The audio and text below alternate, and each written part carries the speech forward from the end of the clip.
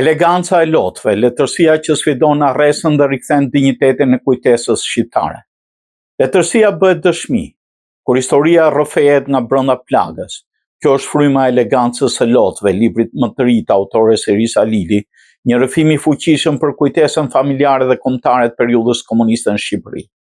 Në një bisedë ekskluzive për Diellin, Lili shpjegon se libri nuk është thjesht një rrëfim personal, por një amanet i përmbushur për gjyshen dhe një akt dëshmie ndaj një epoke që la gjurmë të pashlyeshme, shprehet ajo, duke shtuar se libri nuk duhet të lexohet si roman, por si dëshmi reale me emra e data e ngjarje konkrete. Personazhet janë të vërtetë, dhe zëri i fëmijës, zëri i saj diku shëmruan autenticitetin që kritika e ka vlerësuar gjithësisht.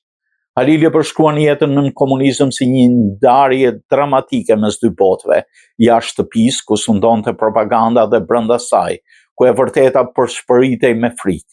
Gjyshja që mbeti 27 vjet pa bashkëshort, nëna e etiketuar vajza armiku të popullit, daja i burgosur, motra e privuar nga studimet, të gjitha këto krijojnë një mozaik tragjik të kohës së luftës së klasave.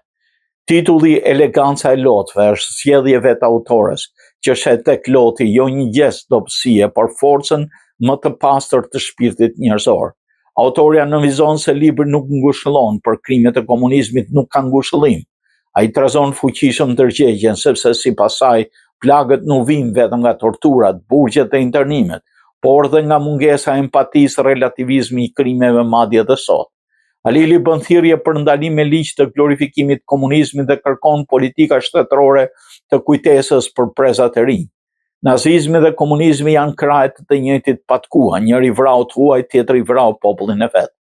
Libri i botuar nga shtëpia Onufri ka marrë vlerësime të shumta nga kritika dhe një reagim të fortë emocional nga lexuesit.